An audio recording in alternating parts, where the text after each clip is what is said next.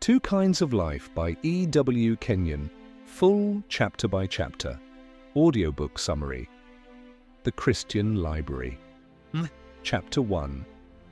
A Biological Discovery.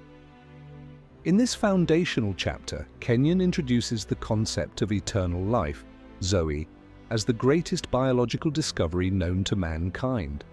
Unlike the Suche life, natural human existence, Zoe is the divine essence of God himself. Kenyon contrasts Zoe with human life, emphasizing that eternal life is a living force that recreates man. When this life is received through the new birth, it immediately alters a person's behavior, speech, and conduct.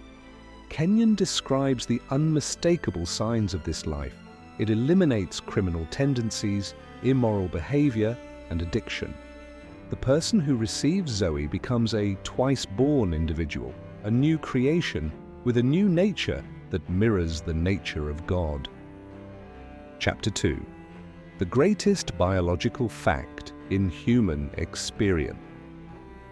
Kenyon describes eternal life as the most significant influence in transforming not just individuals, but societies and nations.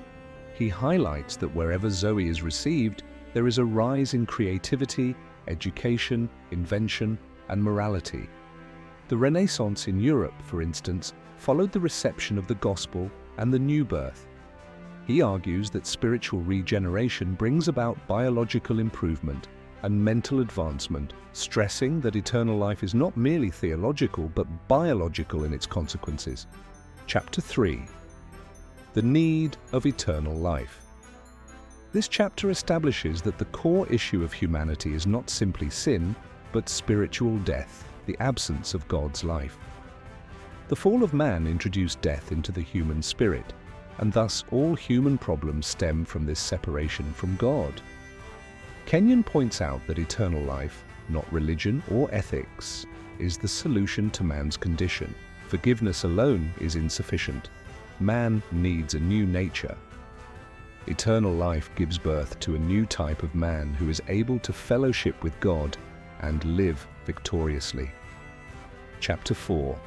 Recreation of the Human Spirit. Here, Kenyon dives deep into the theological and spiritual miracle of the new creation. Man, he argues, is not saved by moral reformation, but by regeneration. The new birth is a spiritual recreation where the old sin nature is eliminated and God's nature is imparted. This is the fulfillment of 2 Corinthians 5:17, where the old is gone and all becomes new. This new species of man is united with Christ and indwelt by God's life, becoming a legal and vital child of God. Chapter 5. Spiritual death. Kenyon describes spiritual death as the root cause of all sin, sorrow, and disease in the world. It entered humanity through Adam's disobedience and has been passed down through generations. It is not just an absence of life, but a partnership with Satan, imparting his nature into man. This fallen nature results in alienation from God, guilt, and moral corruption. The solution, once again, is not rehabilitation, but regeneration, the removal of the old nature, and the introduction of the divine nature through Christ. Chapter 6. What eternal life does. Eternal life is shown to be transformational, not theoretical. It eradicates selfishness and produces divine love, stability in families, and unity in homes. Kenyon posits that if whole communities received Zoe, crime, poverty, divorce, and strife would vanish. In individuals, eternal life brings joy, dominion over sin, and spiritual boldness. It unites the believer with Christ so intimately that they become living branches of the vine, bearing fruit reflective of God's nature. Chapter 7. The Renewed Mind. Kenyon makes a crucial distinction between the recreated spirit and the unrenewed mind. Although the spirit is reborn, the mind must be renewed by God's word. Failure to renew the mind leads to Christians living below their privileges, ruled by old thought patterns and worldly logic. The renewal process transforms the believer's thinking, aligning it with the realities of redemption, righteousness, and authority in Christ. Chapter 8, The Father God, Consciousness. This chapter calls believers into intimacy with the Father, replacing fear and religion with sonship and fellowship. Kenyon emphasizes that the new creation is no longer a servant, but a son, a rightful heir to God's blessings and nature. This consciousness transforms prayer from pleading to partnership and shifts the believer's identity from victimhood to authority. Chapter 9. Some Eternal Life Realities. Kenyon explains that Christianity is not a religion but a biological and spiritual miracle, the impartation of God's very nature. He argues that just as there is a clear line between plant and animal life, there is a divine line between human life and the Zoe life of God. Eternal life does not improve the old man, it destroys and replaces him. This is the distinguishing mark of true Christianity. Chapter 10. Right and Wrong Confessions. In this practical chapter, Kenyon emphasizes the power of words. A wrong confession, agreeing with circumstances or symptoms, can short-circuit faith. Right confession agrees with God's word and acknowledges the reality of eternal life, righteousness, and victory. Believers are urged to boldly confess their identity in Christ, regardless of their feelings. Chapter 11. Walking in the Light of Life. Kenyon teaches that Zoe life brings light, wisdom, and purpose. Walking in that light means living above condemnation, fear, and confusion. It is a walk of fellowship, faith, and dominion. The believer lives in divine confidence, knowing that God's life within guides and empowers every step. Part 2, chapters 12 to 21. Chapter 12. When was eternal life first given to man? In this chapter, Kenyon clarifies that eternal life was not available before Jesus' resurrection. Even the great saints of the Old Testament did not possess Zoe life. They had righteousness imputed to them based on faith, but their spirits were not recreated. It was after Jesus rose from the dead and defeated spiritual death that he could legally offer the God kind of life to mankind. This new life was first poured out on the day of Pentecost. Kenyon emphasizes that the new birth is a post-resurrection reality, making Christianity unlike any religion because it makes a person a new species in union with God. Chapter 13. The Reign of Eternal Life. Kenyon declares that eternal life is meant to reign, not just reside. Quoting Romans 5:17, he explains that believers are to reign in life through Christ, not merely survive it.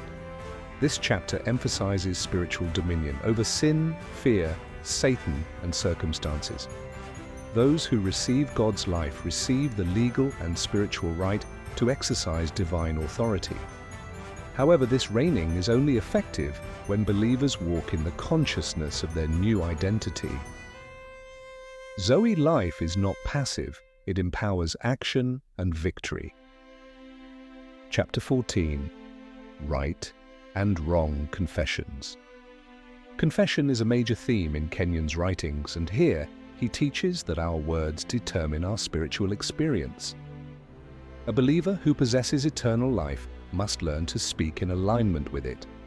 Wrong confessions, e.g. of weakness, fear, sickness, contradict the word and hinder the life within.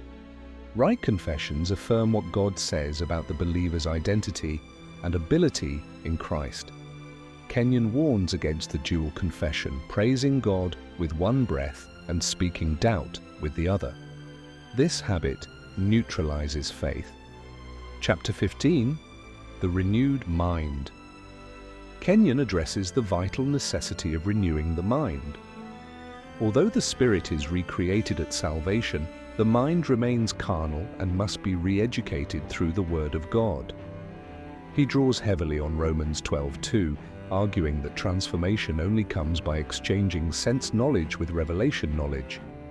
A renewed mind embraces truth, produces strong faith, and acts in line with God's Word.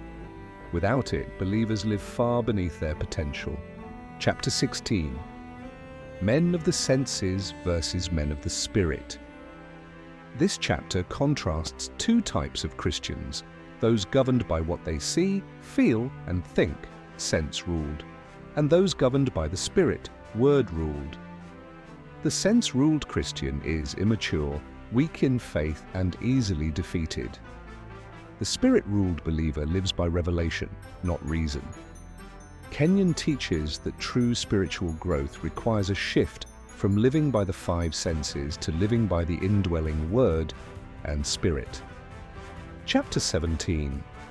I am what God says I am. Kenyon boldly proclaims the need for identity rooted in Scripture. The believer must no longer define themselves by failures, emotions, or natural heritage. Instead, they must embrace the biblical declarations of their identity: righteous, redeemed, beloved, indwelt, and victorious. This chapter inspires a new vocabulary, a confession of God's reality over human limitation. Identity in Christ becomes the anchor for faith, prayer, and spiritual progress. Chapter 18. Walking in the Light of Life. Drawing from John 8:12, Kenyon teaches that Zoe life brings spiritual illumination. The believer no longer walks in darkness, but in divine understanding, peace, and direction. To walk in the light is to walk in truth, righteousness, and fellowship with the Father. This lifestyle results in protection from deception and confidence in trials.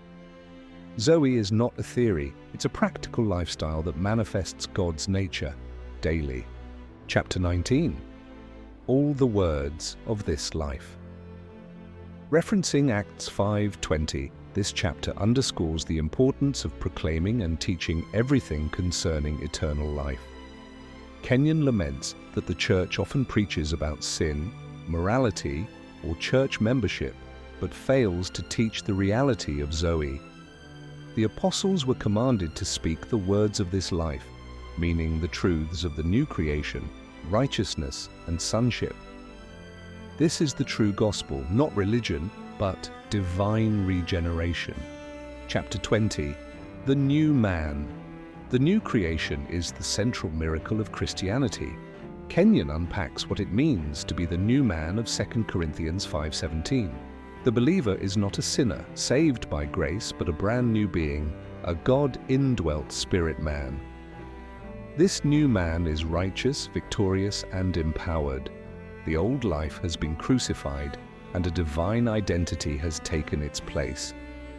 This chapter is a call to boldness, urging Christians to rise above guilt and inferiority. Chapter 21. The Father God Consciousness. Kenyon introduces the heart of Christianity, fellowship with God as Father. He says the goal of redemption was not just forgiveness, but the restoration of family. Eternal life enables believers to cry, Abba, Father. This relational awareness banishes fear and insecurity. Prayer becomes a conversation, not a ritual. Life becomes partnership with a loving Father.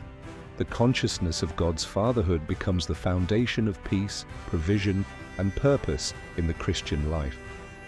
This summary is brought to you by the Christian Library, your home for spirit-filled audiobook summaries, teachings, and kingdom truth. If this blessed you, please like this video, comment your thoughts or testimonies below, subscribe to the Christian Library for more inspiring Christian content every week. Don't forget to click the notification bell so you never miss a new upload.